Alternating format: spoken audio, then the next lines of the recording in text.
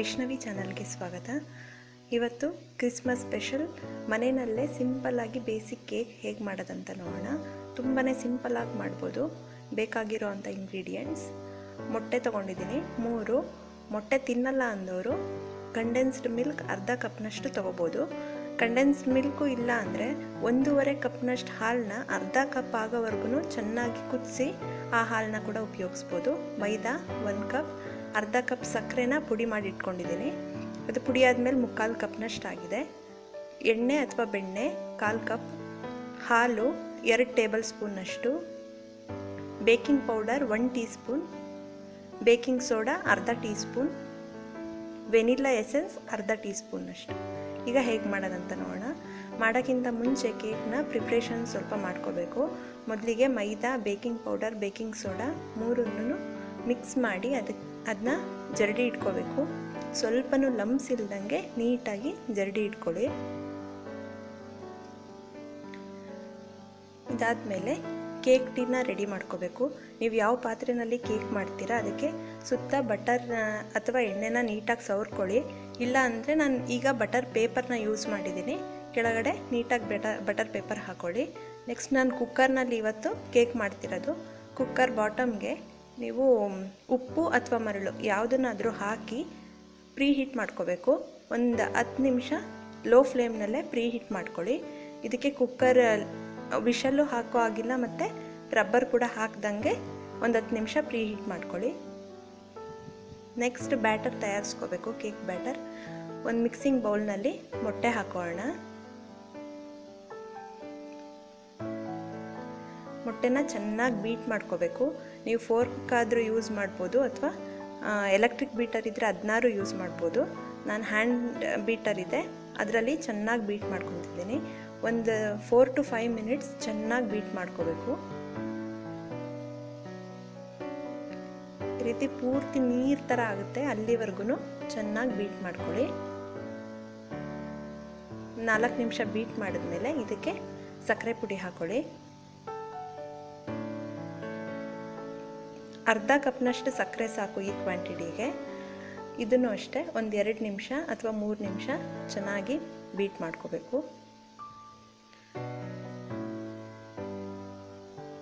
ಈ ರೀತಿ ನೊರೆ ಥರ ಬರುತ್ತೆ ಅಲ್ಲಿವರೆಗೂ ಚೆನ್ನಾಗಿ ಬೀಟ್ ಮಾಡ್ಕೊಳ್ಳಿ.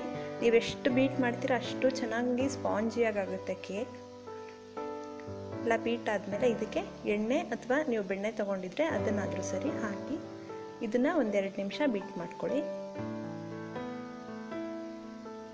ಚೆನ್ನಾಗಿ ಮಿಕ್ಸ್ ಆಗಬೇಕೆಲ್ಲ. ಅದನ್ನು ಚೆನ್ನಾಗಿ ಬೀಟ್ ಮಾಡಿದ್ಮೇಲೆ ಇದಕ್ಕೆ ವೆನಿಲ್ಲಾ ಎಸೆನ್ಸ್ ಹಾಕ್ಕೊಳ್ಳಿ.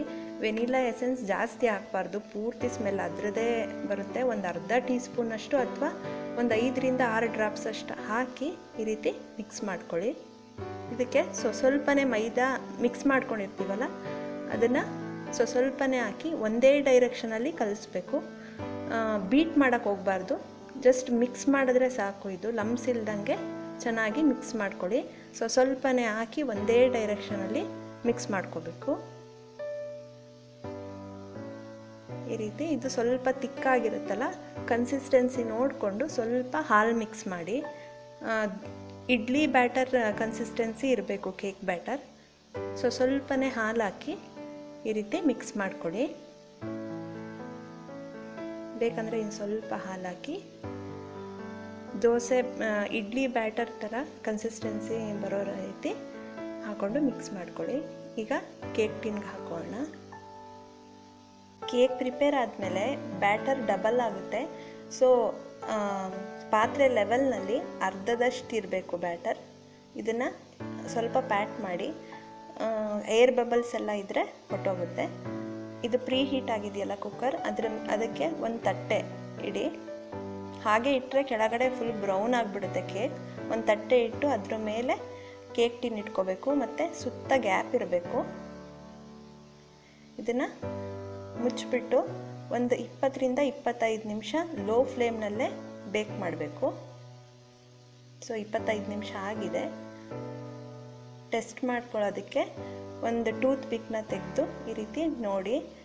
ಫುಲ್ ಡ್ರೈ ಆಗಿದ್ರೆ ಕರೆಕ್ಟಾಗಿ ಆಗಿದೆ ಕೇಕ್ ಅಂತ. ತೆಕ್ಕೊಳ್ಳಿ. ಕೇಕ್ ಪೂರ್ತಿ ತಣ್ಣಗಾಗಬೇಕು. ಸೊ ಇದ್ರ ಮೇಲೆ ಬಟರ್ ಪೇಪರ್ ಹಾಕಿರ್ತೀವಲ್ಲ ಅದನ್ನ ಮೆಲ್ಲಕ್ಕೆ ಈ ರೀತಿ ತೆಕ್ಕೊಳ್ಳಿ.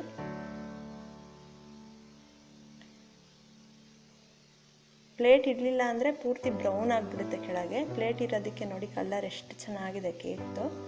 ಇದನ್ನ ಈ ಥರ ಗ್ರಿಲ್ಸ್ ಮೇಲಿಡಿ. ಪೂರ್ತಿ 4 ಕಡೆ ಚೆನ್ನಾಗಿ ತಣ್ಣಗಾಗಬೇಕು. 1-2 ಗಂಟೆ ಅಥವಾ 1.5 ಗಂಟೆ ಚೆನ್ನಾಗಿ ತಣ್ಣಗಾಗಕ್ಕೆ ಬಿಡಿ. ಸೊ 2 hours ಆಗಿದೆ. ಈಗ ಕೇಕ್ ಕಟ್ ಮಾಡ್ಕೊಳ್ಳೋಣ. ಸ್ಪಾಂಜಿ ಆಗಿರೋ ಕೇಕ್ ರೆಡಿಯಾಗಿದೆ. ಸೊ ನೀವು ನಿಮ್ಮ ಮನೇಲಿ ಈ ಕ್ರಿಸ್ಮಸ್ಗೆ ಅಥವಾ ನ್ಯೂ ಇಯರ್ಗೆ ಈ ಸಿಂಪಲ್ ಕೇಕ್ನ ಮಾಡಿ ಹೇಗಾಯ್ತಂತ ನಮಗೆ ತಿಳಿಸಿ. ಮತ್ತಷ್ಟು ಈಸಿ ರೆಸಿಪೀಸ್ಗಾಗಿ ವೈಷ್ಣವಿ ಚಾನಲ್ಗೆ ಸಬ್ಸ್ಕ್ರೈಬ್ ಆಗೋದು ಮರಿಬೇಡಿ. ಈ ವಿಡಿಯೋ ನಿಮ್ಗೆ ಇಷ್ಟ ಆದರೆ ಲೈಕ್ ಮಾಡಿ, ಶೇರ್ ಮಾಡಿ. Thank you.